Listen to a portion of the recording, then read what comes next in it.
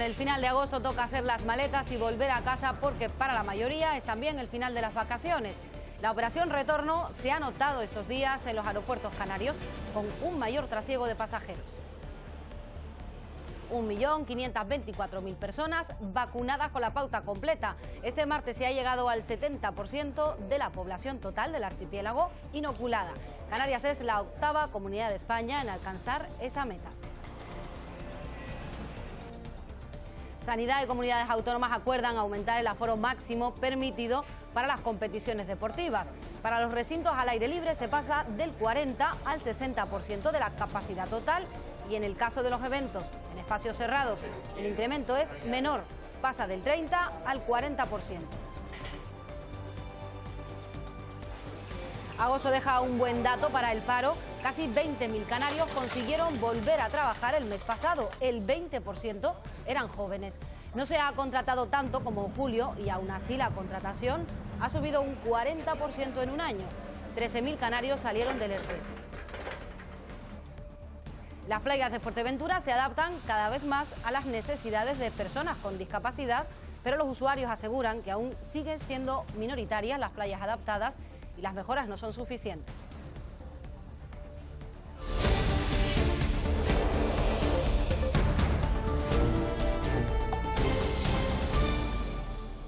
Acaban las vacaciones para miles de turistas que han viajado a las islas en este mes de agosto. Los aeropuertos canarios se llenan estos días de pasajeros que regresan a sus casas.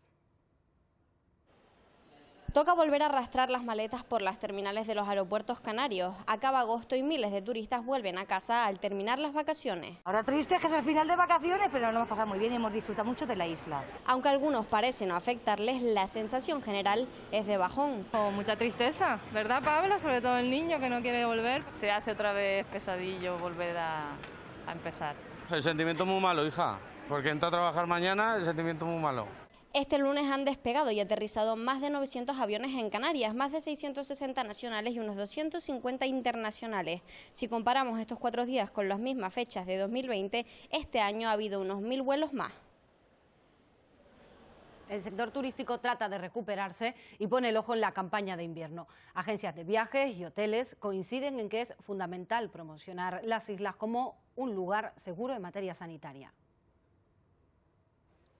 El sector sigue intentando recuperarse del cero turístico, tras un verano con pérdidas de entre el 40 y el 45% con respecto a 2019, aseguran que aún es pronto para saber cómo irá la temporada de invierno. Se compra con menor antelación de la que normalmente se venía comprando, esto es significativo ahora en la época de la pandemia. Las reservas ahora en muchos casos no superan el 30% de lo que nosotros esperábamos. La principal incertidumbre, las decisiones en materia sanitaria por parte de los países emisores. De Alemania, un aumento de demanda hacia Canarias. Los países nórdicos a partir de octubre entendemos que va a haber un salto exponencial importante con respecto porque las reservas están viniendo muy bien. Reservas de UK está muy inestable. Agencias de viajes y hoteleros hablan de reservas para invierno de entre un 45 y un 60% menos que en 2019 y coinciden en que es primordial promocionar Canarias como lugar seguro en materia sanitaria. Vendernos como un destino muy preparado en calidad y sanidad. El sector asegura tener sus esperanzas depositadas en el último trimestre del año. La pandemia les ha hundido el negocio. Desde que se decretó hace 15 meses el estado de alarma, no han podido reincorporarse a sus puestos de trabajo. Son los trabajadores de los submarinos turísticos. Dicen que están desesperados y piden poder retomar la actividad. Tras más de 500 días en ERTE, me doy vuelta por la noche, no duermo. Camila quiere volver a trabajar. Estoy ansiada por recuperar la vida normal y sentirme útil otra vez. Trabaja en este submarino que antes de la pandemia sumergía cada año a 60.000 turistas. Bajamos 30 metros bajo el agua. Pero la COVID-19 impide que el sumergible salga a flote. Una orden de las consejerías de Turismo y Sanidad prohíbe las actividades turísticas en los submarinos. Necesito recuperar mi vida y estar otra vez como quiero estar. Con medio centenar de trabajadores afectados y pérdidas millonarias defienden... Deberíamos ya poder tener y ver gente en el submarino ya. Los protocolos sanitarios que han implantado para evitar contagios. La idea era quizá poder volver en este mes de agosto, 21 a la operativa, pero por el momento nada. Estamos esperando contestaciones. Esperan por una contestación de salud pública para volver a realizar inversiones. Para vivir una experiencia inolvidable. Pero la respuesta, se quejan, de momento no ha llegado. Y el Hierro es la isla que produce más piña tropical de todo el archipiélago, pero este año las cifras son alarmantes. Varios factores han provocado que muchos agricultores abandonen este cultivo. Unas 200 familias viven de la piña tropical en el Hierro, alrededor de un 40% con respecto a otros años ha disminuido la producción de esta fruta en la isla. Mucha gente está dejando ya fincas arrendadas o intentando plantar árboles frutales porque vemos que ya el cultivo de la piña se está abandonando. Varios son los factores que están provocando esta preocupante situación. La entrada de piña ilegal que nos viene de Costa Rica a un precio de unos 50 céntimos puesta en Tenerife o en Las Palmas y no podemos competir con esos precios. Nos quitan productos fitosanitarios que nos ayudan a desinfectar las tierras. La crisis del sector turístico en el resto de las islas también afecta a la exportación de esta fruta tropical. Y ese café de las mañanas nos va a salir un poco más caro a partir de ahora. Se calcula que su precio sube casi 30 céntimos por paquete en el caso de los supermercados. Una de las razones la encontramos en el cambio climático. Los fenómenos meteorológicos han hecho mella en su producción. Los grandes distribuidores de café, países como Brasil, Colombia o Vietnam, se han visto afectados por condiciones atmosféricas extremas. En Canarias, las altas temperaturas han perjudicado la floración natural del cultivo. Debilitó bastante la flor. La cosecha, pues ya estábamos acabando con la recolección de la cosecha y este año lo que sí hemos tenido pues menos café comparado con otros años. La hostelería prevé que este producto encarezca alrededor de 10 céntimos la taza para que los cultivadores puedan hacer frente a los gastos. Pagar por un café gourmet vale la pena y disfrutar el café realmente, así cueste lo que cueste. Los precios ascienden porque, además de la escasa cosecha, la pandemia ha provocado que aumente el consumo de este alimento en gran parte del mundo. Han vuelto a abrir, los franceses estaban muchos en los cafés para beberlo como antes. Este sector económico debe afrontar una realidad que afectará de cara al próximo año. Y este lunes se conmemoró el Día Internacional de las Víctimas de Desapariciones Forzosas relacionadas con dictaduras militares. En España tenemos el ejemplo, el franquismo. En Canarias, aunque no hubo enfrentamientos armados, los desaparecidos se cuentan por millares. Auténtica masacre. ¿Que en la península hubo? Sí, pero es que en la península hubo enfrentamiento armado. Pero aquí no. Aquí fue una auténtica venganza y una auténtica... un auténtico genocidio. En Canarias hay unos 1.500 desaparecidos víctimas de la dictadura franquista. Los iban a buscar a sus casas y ya nunca más regresaban. Ir a buscar a los alcaldes, concejales, miembros de partidos políticos, maestros, es decir, masones, todo eso los detienen. Y los llevan a Faife, a Paso Alto, y poco a poco los van desapareciendo. Son solo cifras oficiales. Se sabe que hay muchos más y para encontrarlos está la ley de memoria histórica. Curioso, como decían, por ejemplo, que los desaparecidos habían muerto de una embolia cerebral, lo habían matado, embolia cerebral ni que nada. La información oral es muy importante en el proceso de recuperación de fosas, pero los informadores van muriendo por edad y la ley aún no cuenta con partida presupuestaria. En La Palma, el Cabildo ha puesto en marcha, una vez más, el programa Verano sin Barreras. Es una actividad que posibilita que las personas con discapacidad disfruten de la playa con total seguridad. Arranca el programa Verano sin Barreras, con el que unas 50 personas con discapacidad podrán disfrutar de playas como Los Cancajos y Puerto Naos, contando con todas las medidas de seguridad. Desarrollamos actividades de psicomotricidad, no solo para que se diviertan y estén entretenidos, simplemente también para que es fundamental que cojan autoconfianza, que trabajemos lóbulo frontal, lóbulo en el que trabajemos la memoria también, que cojan autoconfianza, porque así tienen herramientas para el día a día, que es lo fundamental, es lo que queremos, ¿no? Se trata sin duda de una actividad que va más allá de los esperados baños en el mar. Hacer piedra, pintar y muchas cosas. Maravilloso. Y el atendimiento súper bien. Los chicos espectaculares. Los usuarios de cualquier punto de la isla han debido inscribirse con anterioridad en los servicios sociales de cada ayuntamiento. El Museo Canario ha analizado más de 400 restos de los antiguos pobladores de las islas para hacerles un diagnóstico bucodental. Caries, enfermedades periodontales, desgastes del esmalte y la pérdida de muchas piezas dentales a lo largo de su vida. Eso era lo más normal entre nuestros aborígenes.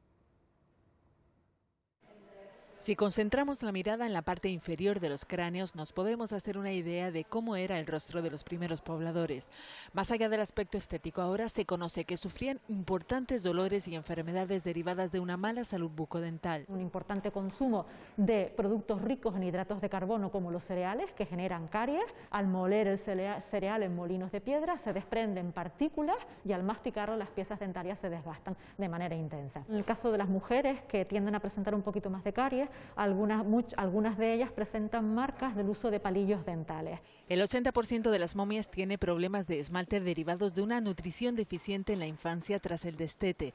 Analizaron 30 individuos momificados que compararon con otros restos esqueletizados y no encontraron diferencias.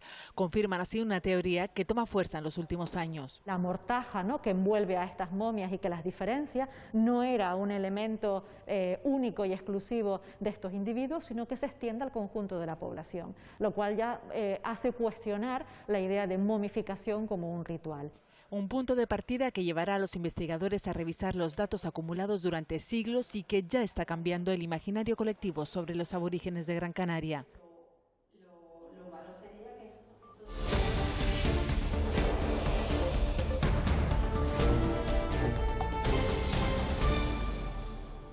Canarias superó este martes el 70% de su población total vacunada. La Consejería de Sanidad destaca la concienciación y colaboración ciudadana para conseguir este objetivo. El archipiélago es ya la octava comunidad de España en alcanzar ese ansiado porcentaje del 70%. Antes, otras 7 regiones también habían logrado superar esa cifra.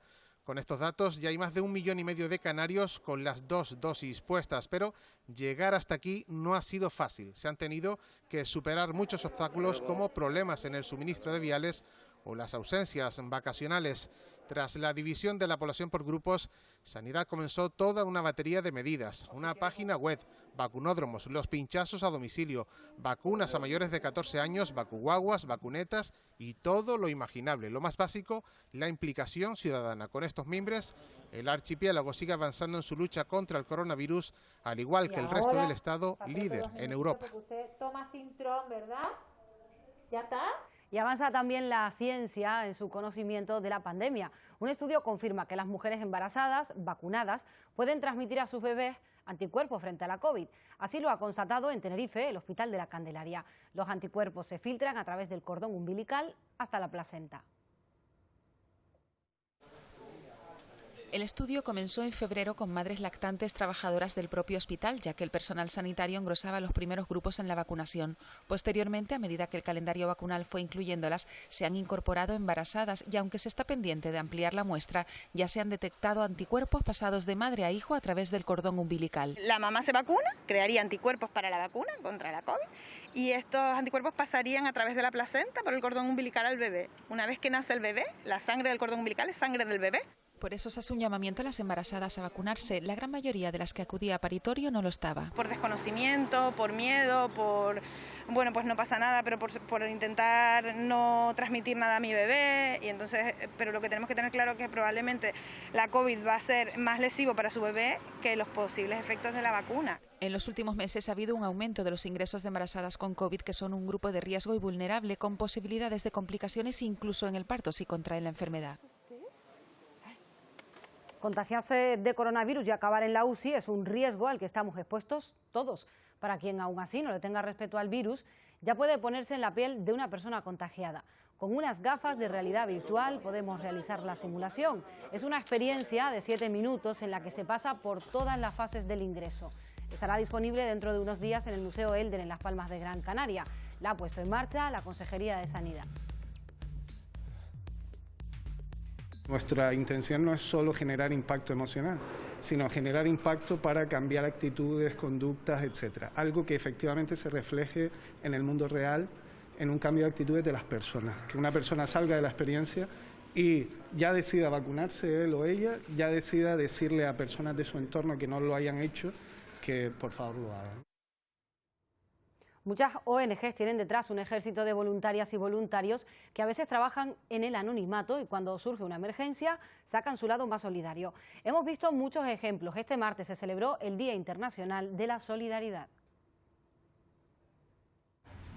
Hoy tenemos carne fiesta con crema de calabaza y arroz a la cubana. Juan se jubiló hace 2 años y desde entonces dedica cada día en ayudar a los que menos tienen. Me quedé con mucho tiempo libre y en algo había que emplearlo, por lo menos ayudar a los demás, lo que pudiera.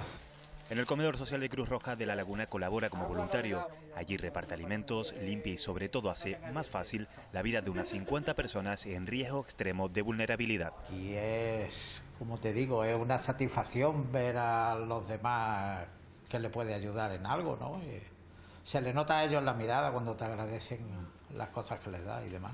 El caso de Concepción es distinto. Ella lleva casi una década arrimando el hombro y colaborando activamente de forma desinteresada. Me encanta y vengo casi todos los días en diferentes proyectos. Estoy con el compañero en el comedor, también hago un par de días a la semana la UES y colaboro también en el resto de proyectos que hay.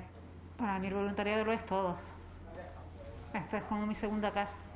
Como ellos, cientos de héroes anónimos ponen diariamente cara a la solidaridad en Canarias. Es el caso de los vecinos del Romeral que no dudaron en auxiliar a 54 migrantes. Entiendo y más anoche cuando vi que esta gente lo está pasando muy mal. Era desesperante.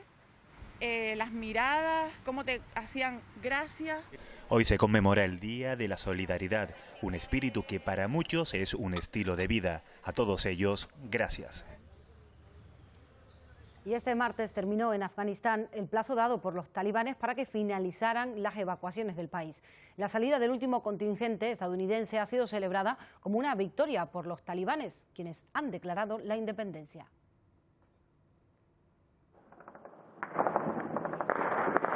Con disparos al aire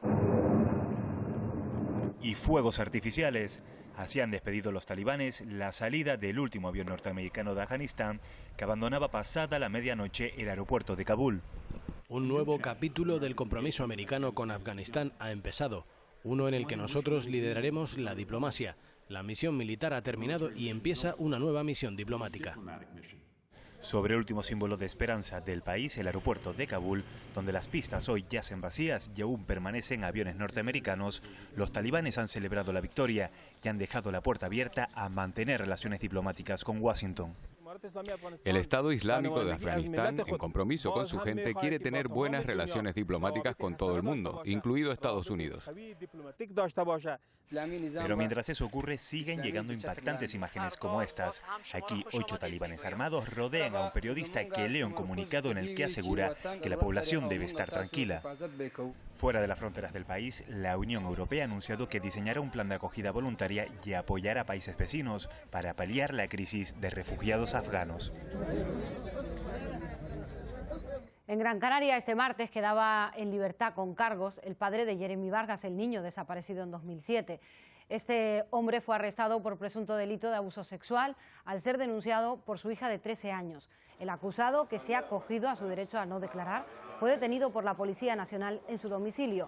Fue la propia menor la que presentó la denuncia y aunque el juez ha decretado su puesta en libertad con cargos, las diligencias siguen abiertas y se ha aplicado una orden de alejamiento para con la denunciante. Viajar y pasar las vacaciones en autocaravana está de moda, como lo está este verano la Isla del Hierro, que ha recibido más de 300 autocaravanas durante el mes de agosto. Es una cifra que el Cabildo considera desorbitada, dado que su capacidad es de 45 plazas. Por ese motivo, estudian limitar la entrada de este tipo de vehículos. Más de 300 autocaravanas han visitado el Hierro en el mes de agosto. El Cabildo ha manifestado que la isla tan solo tiene capacidad para 45 plazas. El Cabildo tiene una capacidad de carga para viviendas vacacionales, para hoteles, para casas rurales y también para caravanas. Por lo tanto, nosotros lo que decimos es que no es ilimitado el número de caravanas que puede asumir esta isla. y se plantea llegar a un acuerdo con los distintos agentes implicados para no sobrepasar ese límite.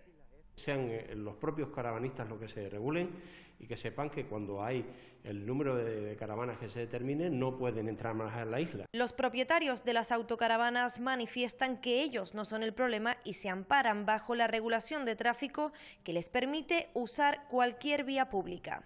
Pero no es la realidad porque nosotros no acampamos, o sea, yo estaciono. Si me dice que hay 45 plazas de acampada, pero yo mientras no saque nada no estoy acampado, o sea, estoy estacionado igual que cualquier vehículo. Porque esto es un vehículo que paga su derecho igual que cualquier otro, ¿me entiendes? Entonces no me pueden prohibir de que vaya por las carreteras públicas. La Hoya del Morcillo y La Maceta son a día de hoy las únicas zonas habilitadas para acampar en la isla. Durante toda esta semana la Virgen del Pino ha lucido sin manto. Quienes la hayan visitado en su santuario en Teror han podido apreciar la sencillez de esta talla de madera que data de principios del siglo XVIII. Nunca antes se había podido acceder a esta estancia. Es el coro de la Basílica del Pino. El lugar donde los canónigos, los curas cantaban, está en el centro del facistol, típico para colocar los cantorales, con letra bien grande para que se vea desde lejos. A pocos metros, mucha historia. La antigua pila bautismal de la primera y segunda iglesias del Pino, y que se encontró en unas obras realizadas en 1963 encastrada en un muro. Aquí los ropajes de la Virgen. Vemos que en el museo han aparecido mantos que estaban guardados, estaban doblados, ¿no? Junto a ellos, una cruz que está realizada con madera del pino en el que apareció la Virgen. Y es uno de los tesoros íntimos, humildes que tiene este lugar. Y en esta sala, los exvotos, agradecimientos en plata por los favores a la Virgen.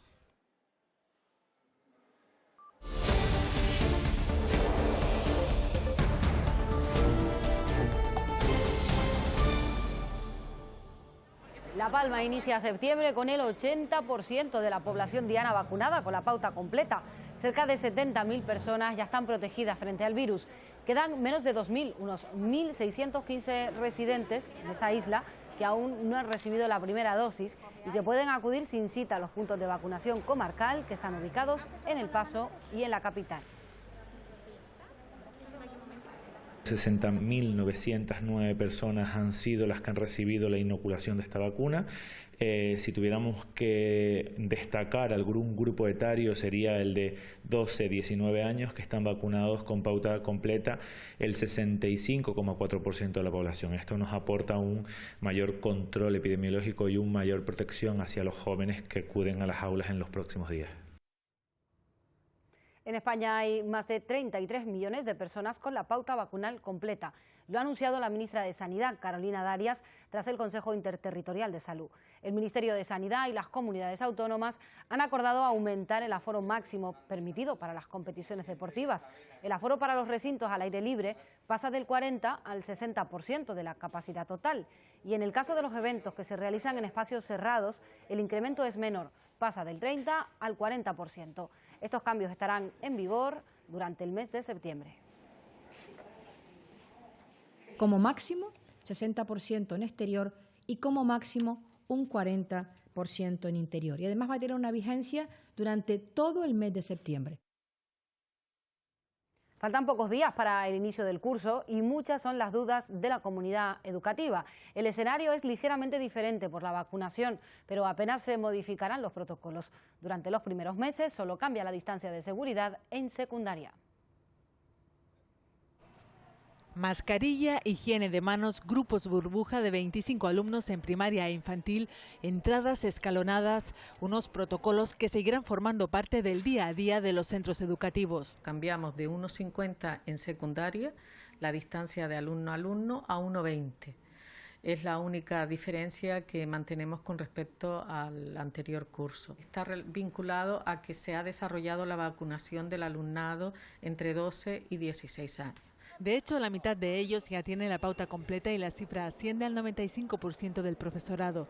La Sociedad Española de Pediatría no está de acuerdo con ese acortamiento de la distancia, pero desde Educación afirman que no se verán alteradas las ratios, que seguirán siendo de 27 alumnos en secundaria y 30 en bachillerato.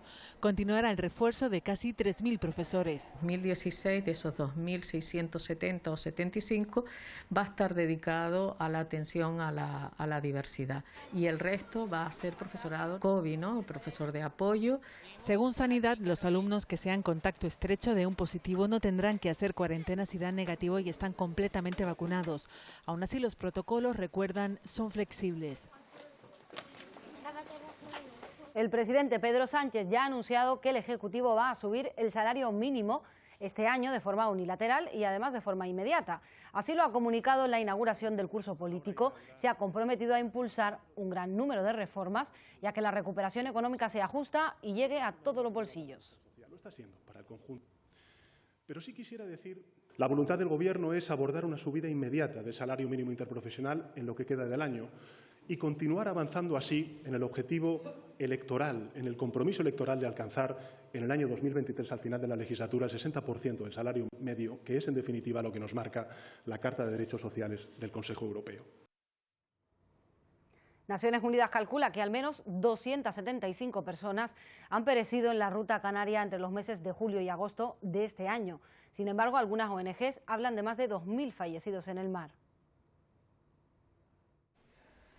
La ruta canaria está considerada una de las más mortíferas del planeta. En muchas ocasiones, esta compleja travesía se traduce en naufragios. Sin embargo, es imposible contabilizar cuántos, ya que muchos cuerpos no se encuentran. Por cada patera que llega aquí, hay 3 que no llegan. Los supervivientes deben lidiar con la incertidumbre de encontrar a sus familiares. Para ayudarles, Cruz Roja se nutre de testimonios y pesquisas que puedan dar luz al paradero de las personas desaparecidas. Sabemos las consecuencias emocionales y psicológicas y sociales que genera el no poder constatar, ¿no?, el fallecimiento. Por eso, digamos que esta actividad se enmarca dentro de los esfuerzos de la organización por aliviar el sufrimiento humano. Esta labor requiere la cooperación del área jurídica y forense y de los dispositivos de acogida. Se trata de un proyecto pionero en Canarias que intenta paliar el dolor por la pérdida de sus seres queridos. Entra en vigor la ley que regula la publicidad de juegos y apuestas. Los pocos anuncios de este tipo que vemos, que serán pocos, serán en portales web y en horario de madrugada. Antes no lo entendía, ahora lo entiendo, es una enfermedad. La persona que juega mucho y compulsivamente y antepone el juego ante otras cosas, tienes una enfermedad, tienes un problema, tienes que tratarte. José es adicto al juego desde hace 20 años. Ahora lleva ya 15 meses sin apostar, pero ha tenido que luchar contra su enfermedad con estímulos constantes en los medios de comunicación y en Internet. Cuando empezó a salir la publicidad en televisión, Internet y demás, empecé a multiplicar las veces que jugaba. Porque antes jugaba en locales y empecé a jugar por Internet. Su caso no es el único. La publicidad ha generado que cambie el perfil de personas adictas al juego. La pirámide se ha invertido y ahora mismo hay casi tantos o más jóvenes que adultos adictos al juego. La publicidad de juegos de azar está basada en una agresiva manipulación psicológica. Todos los juegos de apuestas se basan en una falacia, unas distorsiones cognitivas estudiadas, donde la persona cree que teniendo conocimiento sobre una materia va a poder controlar el azar. El 24% de jóvenes reconoce haber apostado dinero en el último año. De ellos, el 8% ya tiene adquirido el hábito de juego patológico. Muchos de ellos son menores de edad. Entre los 80 integrantes del Ejército del Aire español que fueron a Kabul para ayudar en la misión de evacuación está el canario David Martín. Fue uno de los encargados de mantener la seguridad en los aviones. El sargento David Martín vivió en primera persona el éxodo de Afganistán tras la llegada al poder del régimen talibán. Son casi 2.000 personas las que hemos podido evacuar, entonces dentro de lo que cabe, dentro de tus posibilidades, pues intentas que ese cambio tan brusco que tienen de su rutina diaria, pues llevarlo lo mejor posible. Lo que te anima a continuar, aunque tengas muy pocas horas de descanso, pero es ese ánimo de esa gente que te lo agradece y lo ves en sus caras la satisfacción de haberlo sacado de esa situación tan complicada. Los trabajos de evacuación han sido muy intensos y sin tiempo para el descanso.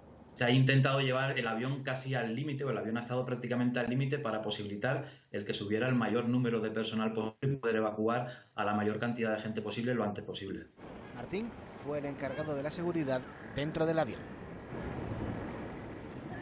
Y esta casa Radio Televisión Canaria incorporará a su plantilla, a su parrilla, la emisión de la serie de ficción Los Guardianes de las 7 Llaves. 3 episodios de entre 10 y 13 minutos de duración que, además de fomentar los contenidos propios y la iniciativa audiovisual, permiten divulgar el acervo cultural canario y nuestro patrimonio histórico. La serie, que cuenta con el valor añadido, está realizada íntegramente por estudiantes, se convertirá también en un largometraje. Una oportunidad más de seguir demostrando la vocación de servicio público y la utilidad que intentamos que tenga cada uno de los minutos que emite en la Radio Televisión Canaria, desde la divulgación y también desde el entretenimiento. Es una serie que surgió con el propósito un poco de que fuera un proyecto educativo, que sea una serie entretenida, de contenido que es ficción, pero apoyado en algunos elementos que sí son realmente de nuestra historia y cultura de Canarias.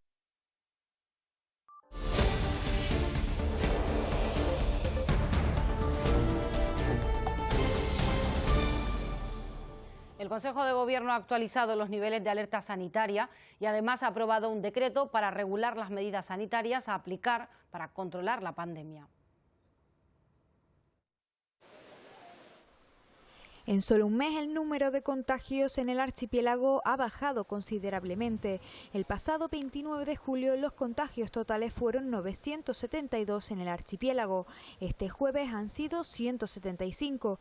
La buena evolución de los datos epidemiológicos ha permitido que bajen los niveles insulares de alerta. Tenerife baja a nivel 3, Lanzarote y La Palma bajan también de nivel, pasan a nivel 1. Se mantiene en nivel 3 Gran Canaria y Fuerteventura, y El Hierro y La Gomera se mantienen en nivel 1. A pesar de la mejora, el Ejecutivo quiere organizar y simplificar de cara al futuro el marco legal aplicado durante la pandemia. El presidente Torres ha presentado las líneas generales del contenido del decreto ley que ha aprobado el Consejo. 2 artículos de entrada que me gustaría detenerme en ellos. Uno de ellos es el artículo 14, que establece el que se realicen pruebas diagnósticas y de vacunación para las actividades o también el ámbito laboral que se vaya a establecer. Junto a ello también destacar el artículo 23, que es muy relevante y que indica que, si bien el decreto ley es el marco jurídico normativo, los consejos de gobierno podrán modular. Se trata de una normativa similar a la vigente en otras comunidades como Aragón o el País Vasco. El decreto será tramitado también como proyecto de ley por el Parlamento. Los fondos europeos de recuperación han permitido la firma de un convenio entre la ministra de Derechos Sociales, Ione Belarra, y el presidente canario, Ángel Víctor Torres, que supondrá la llegada de más de 100 millones de euros a las islas. Los fondos de recuperación se plasman sobre el papel a través de estas firmas con las que se quiere mejorar la atención a mayores y dependientes. Si algo nos ha enseñado esta pandemia, esta crisis, es que el modelo que teníamos anteriormente no ha sido suficiente, en concreto en el ámbito de la atención residencial a las personas mayores y a las personas en situación de dependencia. Precisamente los fondos europeos, y en concreto los que yo estoy presentando hoy aquí, tienen que ir a activar la economía de los cuidados. Fondos que se repartirán de aquí a 2023 y que se invertirán, por ejemplo, en mejorar la ayuda a domicilio, crear viviendas cooperativas o aumentar las plazas residenciales. 122,5 millones para un derecho y una apuesta del Gobierno de España que quiero reconocer, porque frente a años anteriores en donde no había partidas para una ley del año 2006, que situó a Canarias en esos años en los peores parámetros para atender la ley de dependencia, en estos 2 años estamos haciendo todos los esfuerzos para colocar el reloj en el lugar que se merece. Los primeros 34 millones llegarán a las islas antes de que acabe el año. Casi 20.000 canarios abandonaron las listas del paro en agosto. Esto supone una bajada del 8% y llama la atención el porcentaje de jóvenes que salen del paro, en torno al 20%. Y aunque las nuevas contrataciones disminuyen ligeramente en agosto, hay un 40% más que hace un año y tiran de ella el sector servicios. 13.000 personas han salido del ERTE, aunque hay aún 36.000 canarios acogidos a esta herramienta laboral. Una vez que ha ido recuperando actividad económica, se ha ido recuperando la movilidad y el ritmo de vacunación ha ido siendo un ritmo bastante bueno, pues el comportamiento de la actividad económica y del empleo ha ido paulatinamente evolucionando de forma positiva.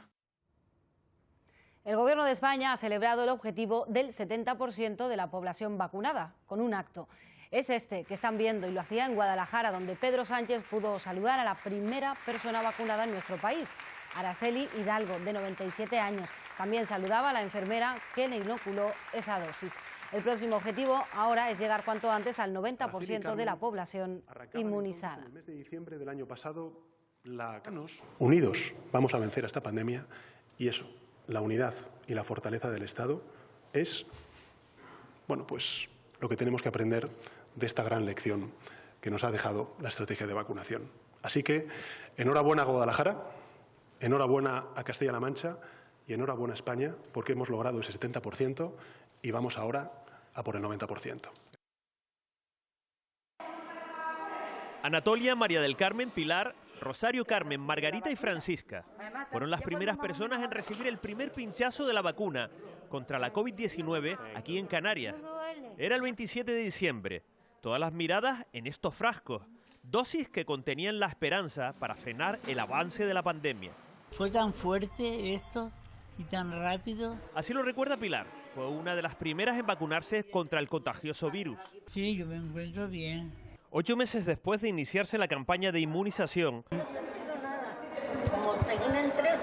Canarias ha vacunado a cerca del 80% de su población. Que Dios nos dé salud y tiempo mucho para disfrutarlo y todo. Un tiempo que ya disfruta Francisca, a pesar de la incertidumbre ante el primer pinchazo. Muy nerviosa. Ahora solo tiene palabras de agradecimiento. Todo me fue bien. No tuve problemas ninguno. Nada. Ni la primera ni la segunda. El ministro de Migraciones ha hablado sobre la reactivación de la ruta canaria. Asegura José Luis Escrivá que las islas están mejor preparadas que hace un año para afrontar esta situación y poder acoger rápidamente a las personas migrantes. Dice que aún hay plazas disponibles en los centros de acogida. Cuentan con plazas para atender a 7.000 personas, pero actualmente, asegura el ministro, no llegan a las 1.000. Los centros del conocido como Plan Canarias, afirma Escrivá, garantizan a día de hoy un sistema de acogida digno. Estamos muchísimo mejor preparados de lo que estábamos en su momento, porque hicimos un esfuerzo enorme. Todas estas personas que mueren ahogadas en el mar y que asumen riesgos extremos, probablemente porque su vida tiene una situación de peligro también extrema. Cifras de fallecidos que crecen cada día. El colectivo Caminando Fronteras ha confirmado el naufragio de 86 personas en un cayuco rumbo a Canarias. La Gendarmería marroquí ha recuperado ya 22 cuerpos. Los últimos en llegar sanos y salvos anoche a Fuerteventura, los de este grupo, 67 personas que viajaban de nuevo a bordo de una neumática como esta rescatada hace 2 días. Embarcaciones que incrementan la mortalidad en una de las rutas migratorias más peligrosas. El padre de Jeremy Vargas ha sido detenido por segunda vez esta semana por otro delito de abuso sexual a una menor. En este caso en Fuerteventura. Es un hecho que se produce días después de conocerse la detención y puesta en libertad con cargos del padre de Jeremy, acusado de un delito sexual. Hemos hablado con el abogado de la acusación particular. El caso va a ser básicamente los informes periciales que nos puedan determinar la credibilidad de la menor, porque al fin y al cabo Es la palabra de uno contra la del otro y él se defiende diciendo que esto es un complot en contra de él. En principio es agresión por lo que se le acusa, pero ya durante la instrucción se determinará si estamos ante un abuso o ante una agresión. Ya eso lo determinará la propia investigación del delito en sí. Lo que hace es que se activa el protocolo de agresión sexual, ¿vale? O sea, cuando pasa ese tipo de hechos hay un protocolo que se realiza, se lleva a la niña al hospital para hacerle pruebas y poder determinar la existencia, los indicios que puedan existir para determinar si efectivamente ha ocurrido o no esa agresión. Obtener agua siempre ha sido un reto para el Hierro. En los últimos meses, los cambios constantes del clima han tenido un impacto en las reservas de aguas subterráneas que nutren la agricultura y la ganadería de la isla. Desde el Consejo Insular de Agua se trabaja en la planificación con vistas a 2027. La idea es mejorar las infraestructuras actuales y que no se prolonguen ejemplos como en la localidad de San Andrés, donde los agricultores tienen que enfrentarse a enormes obstáculos al no contar con una red de riego. Tengo un depósito ahí que me hace 20.000 litros de agua, pero la recojo de la lluvia, pero eso no me llega. Entonces tengo que con esta cuba ir a los aljibes de casa de mi hija, de casa de mi yerno, por ahí la familia, y traer cuba para echar en el depósito para poder regar. Imaginemos que la isla es un vaso, que por mucha más agua que nos pudiera caer de lluvia, no vamos a tener más volumen almacenado, ¿no? Entonces tenemos un límite.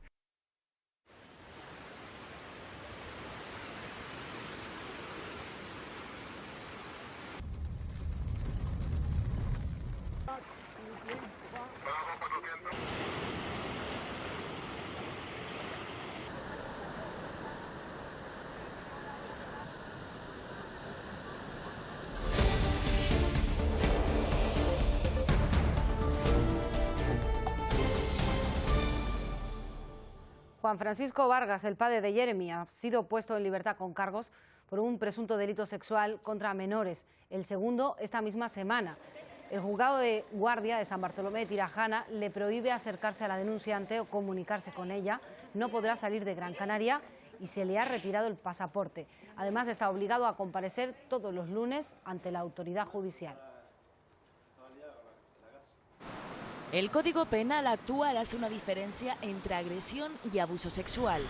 Agresión sexual significa violencia e intimidación, ¿vale? Y el abuso sexual no lo conlleva.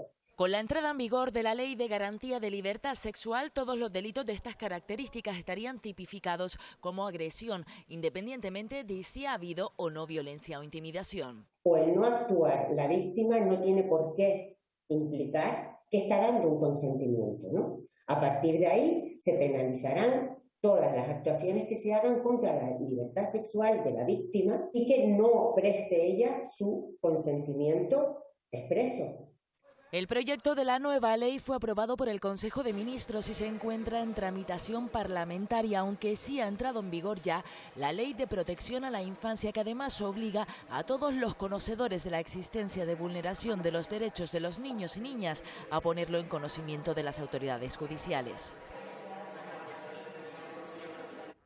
Ingreso en prisión provisional, comunicada y sin fianza como presunto autor de un delito de sustracción internacional de menores para el ciudadano alemán detenido en Portugal por supuestamente secuestrar a sus hijos. El pasado mes de enero huyó de Alemania con sus 2 hijos que fueron recuperados en buen estado. Al detenido lo vieron en Tenerife. Ahí se confirmó una orden de búsqueda internacional. Las personas dependientes han pagado esta pandemia por partida doble. Los que estaban en centros ingresados no han podido salir y a los que estaban en régimen exterior no les permitían las entradas. 1 año y medio después, este lunes podrán volver a la normalidad. Desde que comenzó la pandemia, todo cambió para los usuarios de este centro de atención a las personas dependientes con discapacidad. Sus familias denuncian que han tenido una atención intermitente. Cada vez que había cualquier problema o cambiábamos de fase, volvían a quitar el servicio. Y yo creo que en este año y 7 meses de pandemia, si los chicos han llegado a tener 3 meses seguidos de centro, ha sido mucho. O sea, estamos hablando de 3 meses, como mucho, ya poniéndonos en el mejor de los casos. Desde el Cabildo de Tenerife comunican que con la llegada del nivel de alerta sanitario 3 a la isla, el centro podrá abrir con normalidad.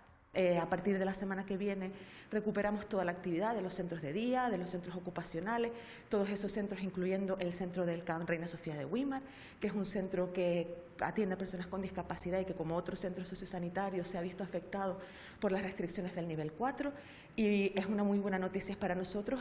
Se prevé que a partir del lunes este centro funcione correctamente, tanto para los usuarios de régimen externo como para los de régimen interno. Una noticia que familias y beneficiarios ya celebran.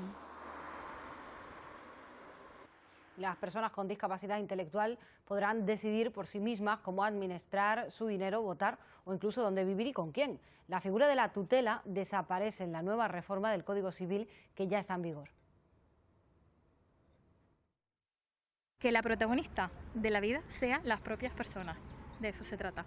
Estos 4 segundos resumen las casi 70 páginas de la ley que permite desde este viernes que las personas con discapacidad intelectual puedan ser asesoradas, pero nunca que tomen decisiones por ellas. Lo que esta reforma pretende es articular un sistema de apoyos a la persona que realmente le haga comprender las consecuencias de las decisiones sobre su vida.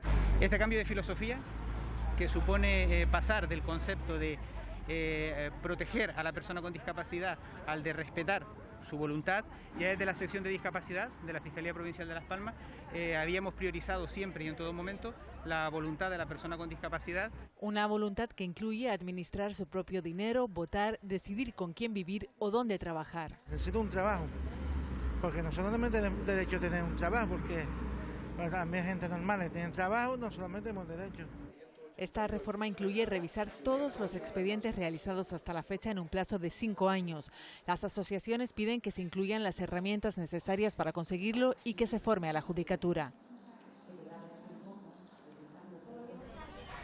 Justamente la modificación de esa ley ha permitido dar una vuelta de tuerca al artículo que trata sobre el derecho de los progenitores que no tienen la tutela de menores o con discapacidad a visitarlos. Ahora los padres que estén incursos en un proceso penal de violencia de género no podrán disfrutar del régimen de visitas. La Plataforma Canaria de Afectados por la Ley de Costas ha mostrado su rechazo al desalojo de medio centenar de viviendas en el municipio palmero de Fuencaliente. El abogado de esta plataforma cree que haber pasado 15 años desde que se notificó a los vecinos el desalojo es suficiente para que esta decisión haya prescrito. Una anomalía que, dice, afecta a unas 500 personas. Que después de 15 años, desde que recibieron la primera resolución de desalojo hasta ahora, ya ha transcurrido el plazo suficiente para que esa acción, eso que pretenden hacer, haya prescrito. Eso es lo que nosotros, desde el punto jurídico, estamos planteando. Las obras del tercer carril de la TF1 que se están llevando a cabo entre San Isidro y Las Américas han obligado a desviar el tráfico en esta zona a través de un bypass. Se pretende reducir el flujo de vehículos en la zona de Las Chafiras y permitir que los usuarios dispongan de nuevas entradas y salidas hacia la autopista. Los trabajos previsiblemente durarán 2 meses y medio, por eso se pide precaución a los conductores que circulen en ese tramo. El objetivo de esta obra es descongestionar el enlace de Chafiras, generando un enlace nuevo de mayor capacidad que pueda distribuir los tráficos, y el objetivo final es que se destapone el tronco de la autopista. Nuestra intención es que el año que viene esta obra esté finalizada. Aprobado en accesibilidad, pero por los pelos. Las playas de Fuerteventura se adaptan cada vez más a las necesidades de personas con discapacidad, pero los usuarios aseguran que aún sigue siendo minoritaria las playas adaptadas y las mejoras no son suficientes. En un verano en el que las playas de Fuerteventura se han llenado de turistas, los visitantes con movilidad reducida tan solo pueden visitar aquellos arenales accesibles. Son muchos los ayuntamientos que han comenzado a adaptarse, pero queda mucho por hacer. En la isla sí que hace falta un poquito más de accesibilidad, pero en la playa está bien. Y está bien porque Grandes Playas trabaja en convertirse en una playa para todos. Han ampliado, digamos, lo que era el espacio de la rampa. Ahora puedes venir con una persona, por ejemplo, con discapacidad visual y su guía al lado. Ha mejorado en la zona de sombra y han mejorado los servicios a nivel de baños. Son ellos, los miembros de Play and Train, quienes más notan las mejoras. Surfean aquí durante todo el año Y es por eso también que son quienes más conocen las barreras con las que se siguen enfrentando. Si queremos ir mucho más al otro lado, es mucho más difícil para padre, madre o sus compañeros que vayan a acompañar en la playa, porque tiene que arrastrar a su amigo o familiar. Faltaría mejorar la zona del aparcamiento, de acceso sobre todo. Más aparcamientos y conciencia ciudadana para que nadie ocupe el espacio habilitado para ellos. El azúcar nos endulza la vida, pero también puede matarnos.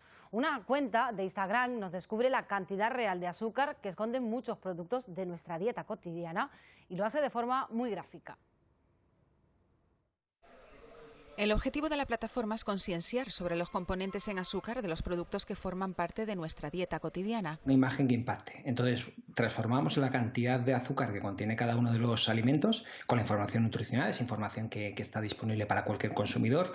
Lo que pasa es que muchas veces es difícil de interpretar. Entonces, nosotros lo que hacemos es convertir esas cantidades, esos números, en algo visible, en terrones. Sorprendentemente, incluso la comida salada contiene azúcar. Hay gente que se toma una ensaladilla de cangrejo, de estas que venden en los supermercados para cenar, y piensa que es algo, pues como su nombre indica, una ensalada para cenar, algo saludable. Sin embargo, están cargadas de azúcar. Esto se debe a que nuestro paladar está tan acostumbrado al sabor dulce que ya detectamos más su ausencia que su presencia. Sin embargo, la Organización Mundial de la Salud advierte de que cuanto menos azúcar se consuma, mejor. Al margen de ocasiones excepcionales, lo recomendable es no superar 25 gramos diarios.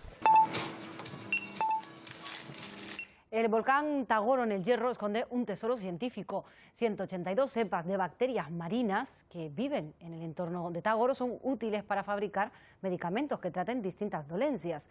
Un equipo de la Universidad de La Laguna participa en un proyecto. Primeros pasos en este estudio que abre una oportunidad en el ámbito farmacológico. Se parte de muestras de bacterias marinas del volcán Tagoro que se llevan hasta el laboratorio, algas, sedimentos o invertebrados. Somos capaces de identificar compuestos que en cultivos celulares de laboratorio son capaces de matar o de reducir el crecimiento de células tumorales. Para la investigación contra el cáncer y enfermedades provocadas por parásitos.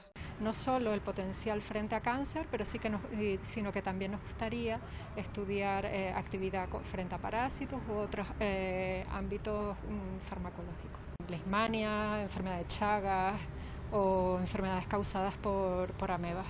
Con el Instituto de Enfermedades Tropicales y Salud Pública de Canarias, de aquí de la universidad.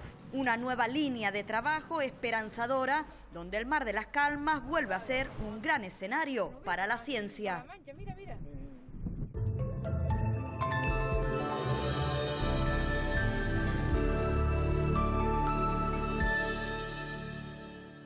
Fin de semana variable con temperaturas veraniegas.